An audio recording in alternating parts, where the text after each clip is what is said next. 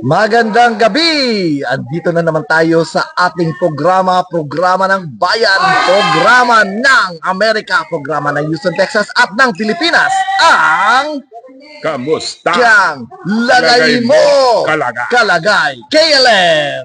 Kumusta Kalagay? Kamusta? Kumusta? Kasama ko ngayon ang aking co-host, walang iba, Masters of Science in Nursing, isang magiting na manager, mabait na ama, at isang mapagmahal na asawa. Walang iba kundi si Commander Kalagay, Uncle George. Magandang gabi mga kalagay. At ako'y nagagalak at natutuwa na nandito na naman kami para magbigay ng kaligayahan sa inyo. Kaya makinig lang kayo at abangan ang mga pasabog, mga lihim na liham at mga kuro-kuro gansam. Alright. Ayan, maraming salamat. Bago tayo mag-umpisa Kalagay, kagagaling lang namin sa Mexico ng aking asawa. Oo. Kasama namin ang aking nanay at ang aking kapatid at ang aking brother-in-law dahil birthday ng aking kapatid. Happy birthday!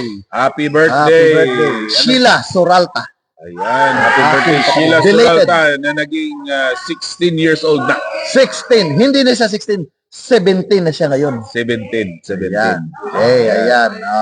At saka yung mga, batiin mo yung mga ano natin, mga suking tagapagtangkilik Ayan. nga Miss Bilar Bohol. Miss Bilarbol, nanonood ng concert yan, bago lang. Bago lang. Ayan. Sino na pinanood niya? Hindi ko kilala. Pero nanalo daw yun siya na sa isang patimpalak na singing contest. Ayan. Hindi ko alam kung professional o amateur. Ayan. Oo. So si Bib Sarmiento. Na? Dave Sarmiento. Sarmiento Kumusta? ang magandang may bahay ni Azor Azor. Sarmiento alias The Flying A. Alias The akala Flying ko A. the Amboy. The Amboy. Jersey Boy. Okay. Alam mo Kalagay, nung nakaraang Martes at saka Merkules, maraming, alam mo, matagal na tayo sa ating mga serbisyo, kukuro-kuro. At sinasagot natin ang mga katanungan ng bayan tungkol sa kanilang emosyon, pisikal na mga katanungan, at saka spiritual, at saka katanungan tungkol sa pag-ibig. Okay. Pero maraming nagte-text, nagme-message. Last Tuesday, last Wednesday, maraming nagbo-blow sa aking telepono. Anong tinatanong? Ang iba, mga Kalagay, ay tuwang-tuwa. Tuwang-tuwa. Elated, very elated ang ibang mga tao dahil sa resulta ng eleksyon. Aba, Pero, sigurado na. dahil nanalo ang ating bagong magiging presidente na si President Donald Trump. 45th and 47th President of the United States. Ayan. Hindi lang isang beses, kundi Dalawang beses. 45 at 47. Okay. Pero sa ano din Kalagay, marami ding naging devastated sa resulta. Siyempre. Marami ding devastated. Kasi meron din, kasi gusto din nila na si Kamala Harris ang mananalo. Pero Sige lang, di bali na. Ano na lang sila. Kasi hindi nila alam ang kanilang ginagawa. Pero isa lang naman ang ma-advise ko sa mga nanonood sa atin Kalagay. Anong advice? Isa lang naman, wala tayong magagawa kundi kahit si Donald Trump or kahit si Kamala Harris ang mananalo, kahit hindi nyo pa gusto or gusto nyo ang nanalo, there's only one thing na magagawa natin, and it is to hope for the better. Ayan. Alalahanin nyo ang kasabihan Kalagay na what happens in your house is much more important than what happens in the White House. Ayan. Ibig sabihin, wag niyong bigyan ng sobrang Atensyon. wag yung mag-move on na kayo. Sa mga natalo, mag-move on na kayo dahil gano'n naman talagang laban. May nananalo, may natatalo. Imposible naman maging dalawa ang presidente natin. Exactly. Imposible naman na puro sila panalo. So, ganyan talaga ang buhay. May nananalo, may natatalo. Kaya ngayon, ngayong instance ngayon, nanalo si Donald J. Trump. Nanalo si Donald Trump. Okay, yan kalagay. Ito, congratulations, President Donald Trump. Okay. Pero kalagay, ano kaya ang mai-expect natin sa upcoming na 4 years na si Donald Trump ang magiging presidente? Ano kaya sa kuro-kuro mo? Ano kaya sa iyong pag-iisip ngayon? Ako, ang naisip ko lang, ang ekonomiya natin ay lalakas. Okay. Trabaho ay maibabalik. Aha. Ang mga tinatawag nila, ang America will be great again. Maga. Okay. Magandang umaga. Magandang umaga. Okay. So, ekonomiya ang ating Punteriya natin mapupunteriya ekonomiya, natin. tsaka safe tayo dahil alam mo sa panahon ni Donald Trump no previous years ay ang daming wars na na-avert natin. Okay. Ang daming mga gyerang hindi na napatuloy. Okay. Kung doon naman sa isang bagong natapos na administration, Kay Joe Biden. kay Joe Biden, Joe Biden, Okay. Israel, Ukraine, ano pang mga gera ang napasali ang United States, no? Pero sa panahon ni Donald Trump naiwasan. Kaya yun ang pinakamainam diyan lahat. Ang amount of illegal immigrants na nakapasok sa panahon ni Joe Biden, hindi na natin mabilang. At saka kalagay, nalagay ko yan sa aking post kalagay. Anong nilagay mo?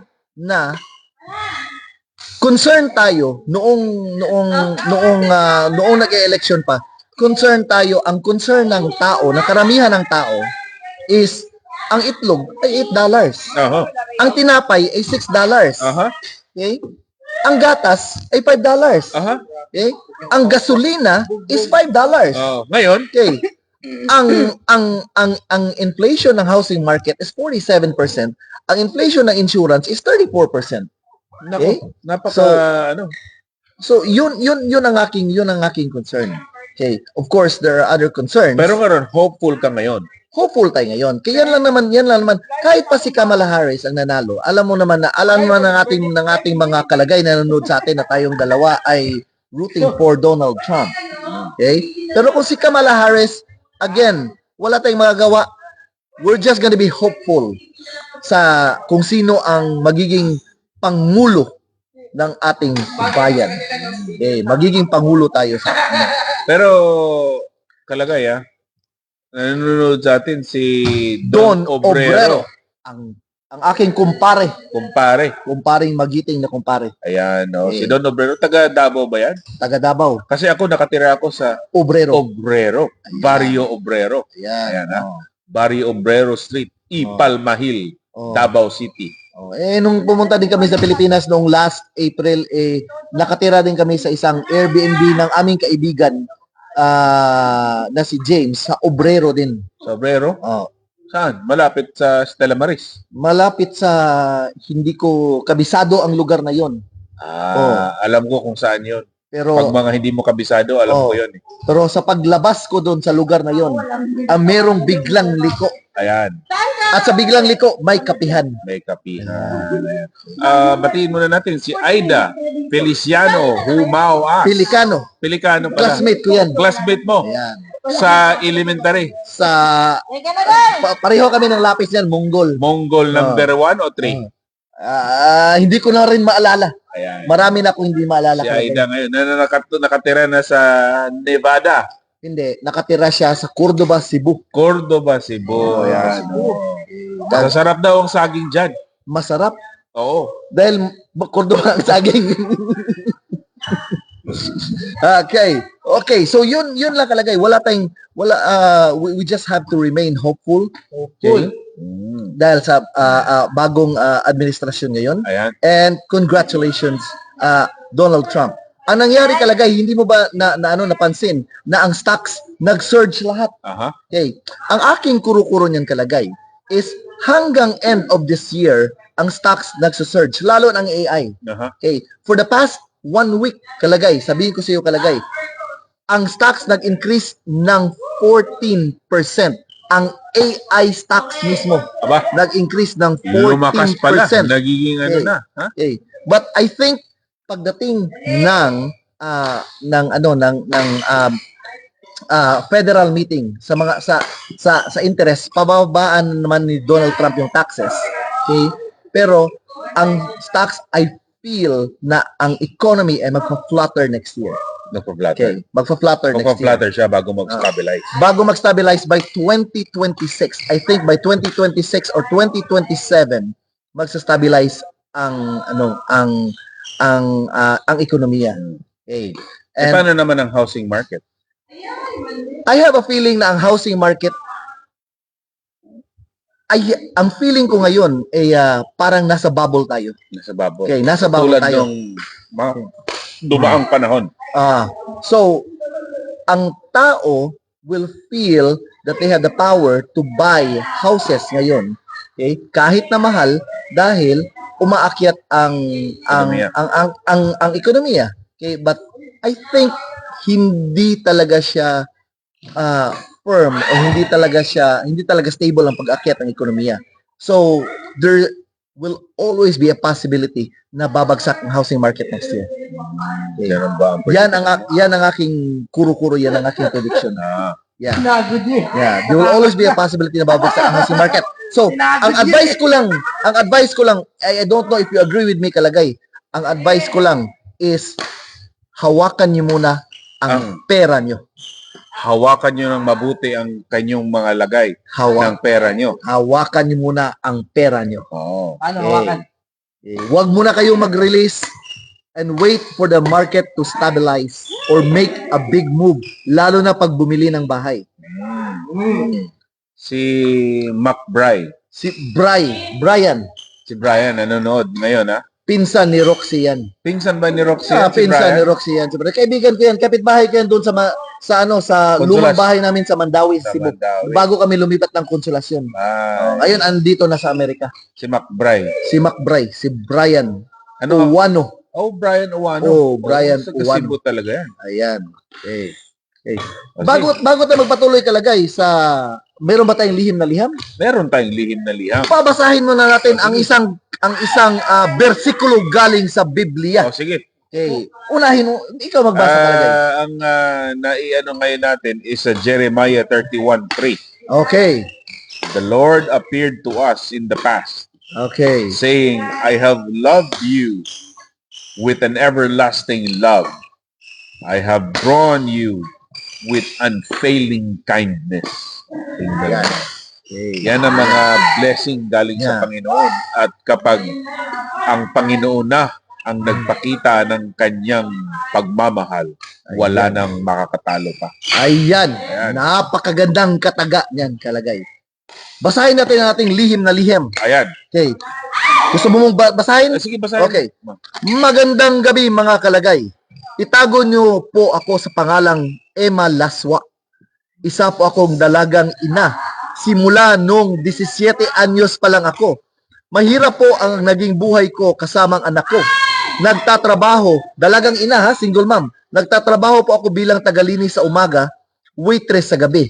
8 taon na po ang anak ko, pero hindi man lang ako makabigay ng magandang buhay sa anak ko. Dahil sa mahal ng bilihin ngayon. Mahal ang bilihin ka lang. Of course, mahal ang bilihin nung nakaraang 4 na taon.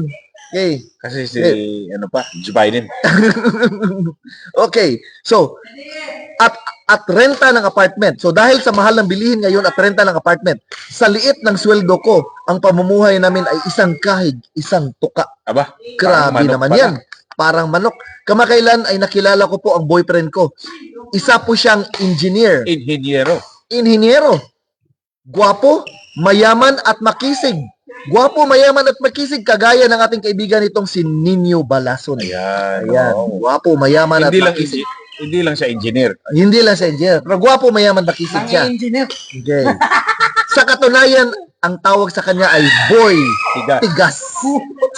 Dahil Tigas. palagi siyang naninigas. Sa galit. Hindi ko alam kung anong natigas sa kanya. Baka ang kanyang mga tuhod matigas. Matigas. Sa rayuma, dahil sa Kanyang rayuma. mga braso. Ayan. Mag-iisang taon na po na naging kami at niyayaya niya po akong pakasal pero malayo po ang agwat ng edad namin. Aba, 60 years old po siya at ako'y 25 years old. 25 years old ang babae. So, ilang years yan? 35 years ang difference. Sa totoo lang ay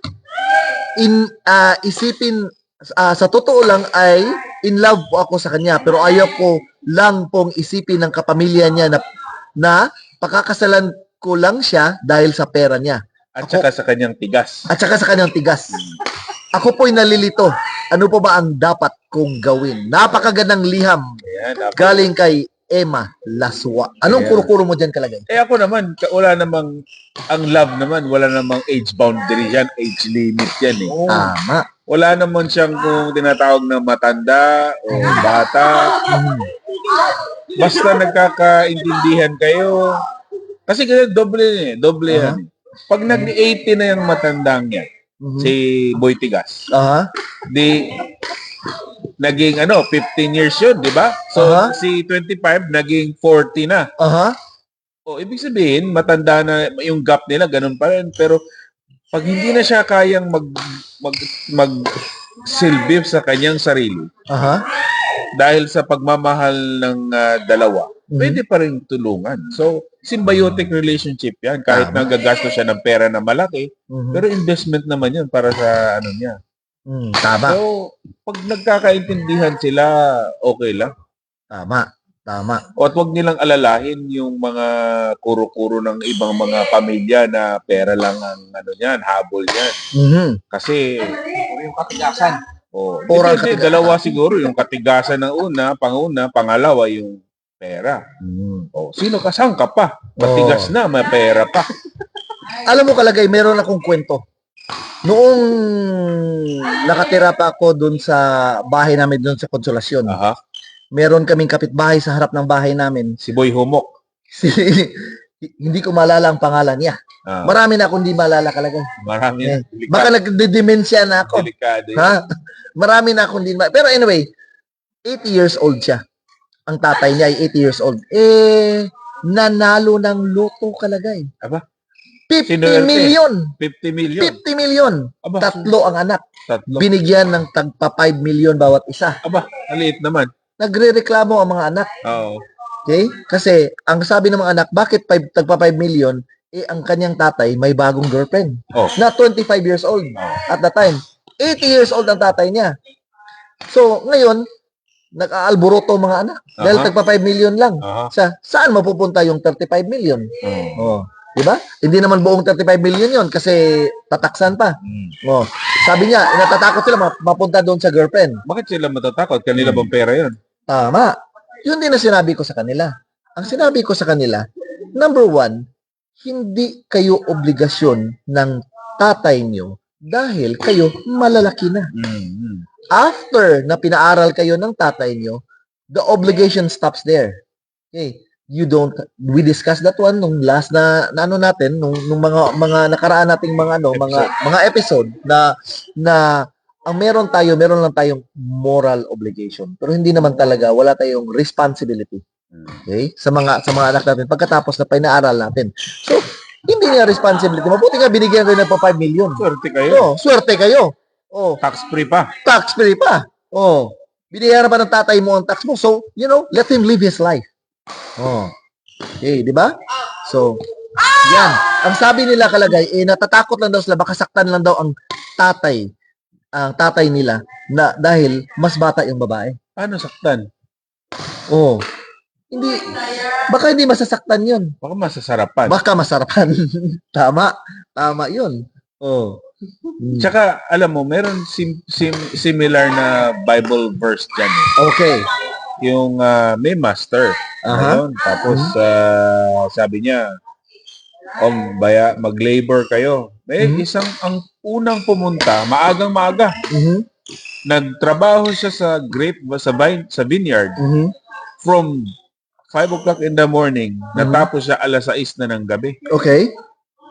Yung isa naman, pumunta alas 12 na. Tapos nagpapahinga-hinga pa. Mhm. Tapos pagdating ng alas 4, umuwi na. Okay. Tapos yung isa, Ang isa pala nag-undertime. nag-undertime. Oo. Yung isa naman talaga, nagtrabaho lang siya ng, ng 1 hour. Okay. Pero grabe yung pagtrabaho niya. Mhm. Talagang inararo niya yung mga dapat niyang araruhin. Aha. At saka nilagyan niya ng magandang irrigation yung vineyard. Okay. So ngayon, sa bayaran na, sabi nung master, o yan, bibigyan kita ng 10 silver coins. Okay. Yung first na Yung first, worker. na buong araw Oo, nagtrabaho. na buong araw ng Okay. trabaho. Yung pangalawa naman na nag-undertime ng alas 4. Kalating araw lang. Oo. Binayaran ng 10 silver. Aha. Tapos yung isa last na madali lang, saglit lang siya, Mhm. binayaran din ng 10 10 silver. silver. Nagreklamo yung pinakauna, sabi niya, Master, Oo. why do you give us the same rate where in fact I am the most hardworking of them all? Aha. Sabi naman ng master is, ano bang sabi ng master? Huwag niyong i-question yung aking decision Mhm. dahil nasa sa akin na yung kung magkano ang ibibigay ko. Mhm. And besides, the moral of that is the amount of work that you put in is not the number of hours that you put in, but rather the quality of work that you Tama. have provided. Tama. Kumbaga, it's more of the quality rather than the quantity. Yes, it's more of the quality and the tawag natin is the relevance of your work towards the sa business. Ayan. Napakagandang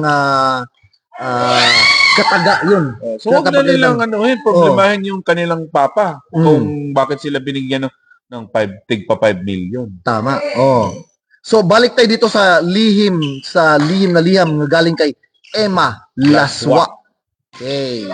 Huwag kang mamblema sa pamilya dahil pareho kayong adult. Okay? Kung ang desisyon ninyo na ang 60 years old pakakasalan ka at ikaw 25 years old, desisyon nyo ng dalawa yun. Okay. Diba? So, hindi ka naman minor de edad o hindi naman minor de edad yung boyfriend mo. Okay. Major de edad na ngayon. Major de edad na kayo. So, dahil nag-decide kayong dalawa, walang pakialam ang pamilya niyan. Okay. Wala nang pakialam ang pamilya niyan. Okay. Diba? And we are happy for you, Emma Laswa. Dahil nakatagpo ka ng pag-ibig. Na matigas at mayaman pa. Matigas at mayaman pa. Kumbaga, pinag-uusapan natin kanina, ang ating mga gawa lang dito sa bagong administrasyon ay meron tayong hope. Ikaw, meron ka na ring hope. May hope na. Emma Laswa, pasalamat ka at natagpuan mo ang lalaking magbibigay ng ligaya Sa'yo. at sa tigas at yaman. Diyan ka magiging masaya. Ayan.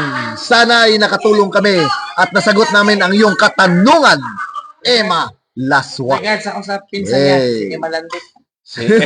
Regards daw si Nino kay Emma Landi. Ayan.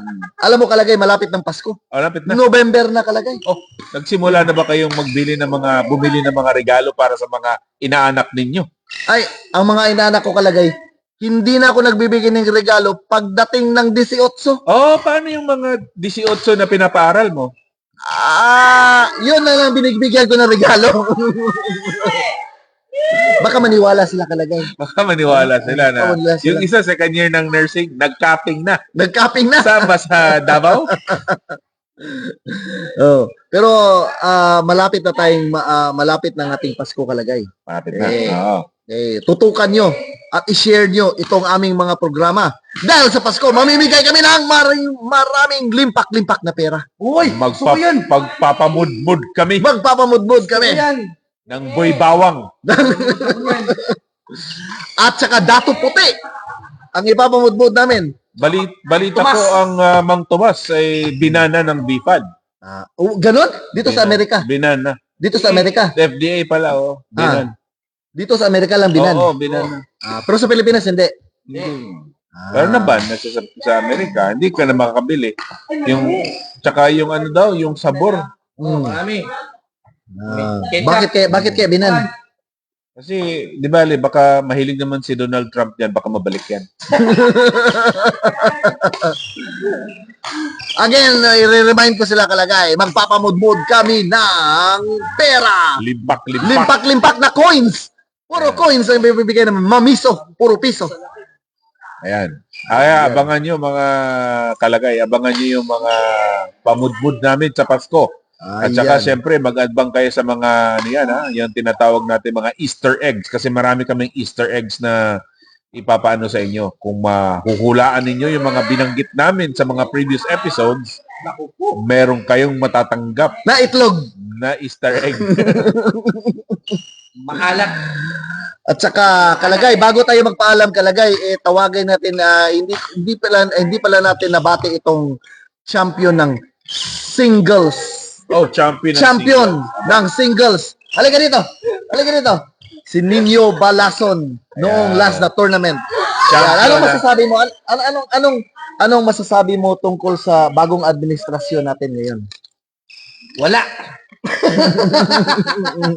Batiin mo ang mga nanonood sa atin. Batiin mo yung mga... Yung mga milyon-milyong nanonood. Pinati ko kanina, yung pinsan ni Manaswa. Eh, malandi. Tsaka batiin mo yung mga kaibigan natin sa Bentab. Bentabo, yan. Huwag na kayo matulog. Huwag na kayong matulog, masisisansi kayo. Lahat. Ayan kalagay, babasahin natin bago tayo magtapos. Babasahin natin ang isang bersikulo galing sa Biblia. Okay. Romans 15:13. May the God of hope fill you with all joy and peace in faith so that you overflow with hope by the power of the Holy Spirit. Ayan. At dito nagtatapos ang ating programa sa KLM. God bless our country. God bless all of us. God bless America. Ayan. And Donald Trump make America great again. Yes. Hey. Maraming salamat sa pagpapanood. I am very honored. Nandito na naman ang aking co-host na host ng award-winning show ng Ayaw Cool kay Bata Pako. Ayan, Commander Kalagay, Uncle George. Ayan, Maraming salamat. Maraming salamat sa mga viewers natin. Sa mga milyon-milyong viewers natin. Hindi, mga milyong viewers Yan. mula Apari hanggang Holo, mula Canada hanggang Cape of Good Hope. Mula Arctic hanggang Antarctica. Marami. Yan, Kalagay. Kaso lang, slow connection. Slow connection. Pero big, bago ko sabihin sa iyo Kalagay, yung lihim natin, sinabi mo na pag 80 years old ang lalaki, ang babae magiging 45. Marami akong pasyente Kalagay. No. Sa klinik kong pumupunta, maganda pa ang pangangatawan at age 90. Aba, Oh, matigas pa ang mga buto. oo. Nag-gymnastics pa. Aba, Grabe. yan ang Grabe Kalagay. Oh, grabe. Sa kamakailan lang, meron akong pasyente na nabali ang likod dahil sa kakatambling. Aba, Oh, Jim, ilang edad? 93. 93. Oo. Grabe naman yun. Oh. Yan. Grabe Kalagay. Pero, nothing is impossible with the science right now. Yay. At saka kung alagaan mo ang iyong katawan, sa kagaya sa pag-aalaga mo ng katawan mo. Aba, Oh. siyempre. Mga 1 minute Kalagay bago tayo magpaalam. Bigyan mo nga ang ating mga viewers kung paano mo inalagaan ang iyong katawan. Ayan, simple lang. Oh. Kumain ng mahusay. Ayan. Yung mga masustansyang pagkain. Sama sa kagaya ng Katulad ng humba. humba. Oh, yan. Lechon kawali. Oh. Ha? Balbacoa. Balbakwa. Ayan. Lahat ng mga masasarap na Beef pares. Kasi paano mo makakain yun kung patay ka na? Oh, tama. Tama Wala ka. na. Tama ka. Oh. Tama. You. Tsaka iinumin mo yung gamot mo. Ah. Siyempre, kung ano yan. Isang example ng gamot. Isang na iniinom mo. Vitamins. Vitamins. Vitamins. Akala ko letter B. Vitamins pala. Vitamins. Ayan. Mapaalam na tayo kalagay. Sige, sige. Maraming salamat sa pagpapanood ng KLM. Kumustang lagay mo? Kalagay. Goodbye. Bye-bye.